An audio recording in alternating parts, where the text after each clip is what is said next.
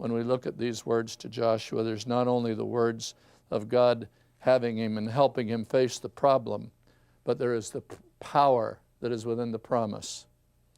Every place the sole of your foot will tread, I have given you.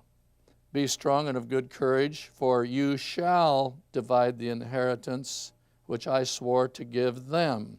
The Lord your God is giving you rest and is giving you this land.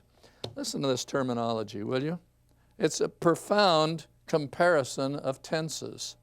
He says, I promised it to those people long ago. You were among those people, he said to Joshua. Long ago he promised. He said, I promised it. But he said, I have given it. I promised it, I have given it. And then he says, I am giving. When did this take place anyway? And with that, we step into the realm of the whole issue of the eternal nature of our God, to whom all things are an immediate now. What he has spoken, he sees is already completed. What he has already completed, he invites us to be progressively reaching out to lay hold of. The theologies of human analysis come into conflict at this point so frequently. There are those who see what God has sovereignly declared as being so absolute. They say, the power is all of God's, and of course it is. The promise is all his, the power is all his.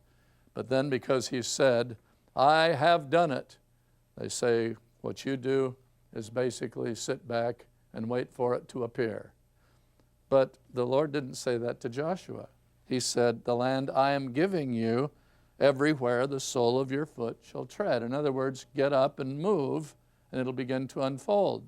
So there is the flip side of the theological debate that says, well, the key to it is us getting up and getting going. God helps those who help themselves.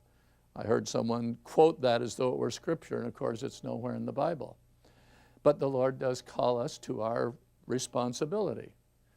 The challenge of balancing human responsibility with divine sovereignty is something that theologians have undertaken for centuries, and the perfect blend of those two great concepts will never be made to anyone's satisfaction, or the book would have been written, issued, and widely released, and no one would take exception to the opposite view.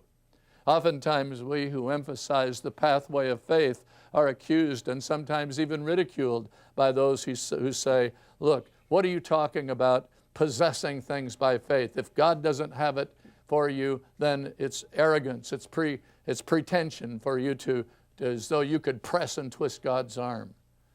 And on the other hand, there are those of us that need to hear the word of the Lord, that we recognize that everything that we reach out to receive because he has promised in his word, that we with patience pursue, that we with wisdom embrace what his promise says, and we with, above all else, humility say, Lord, the power is yours entirely, and I come to acknowledge that anything that I'm reaching forward to possess of anticipation, expectation, that's something that is your promise, and it is therefore your power that will bring it into being.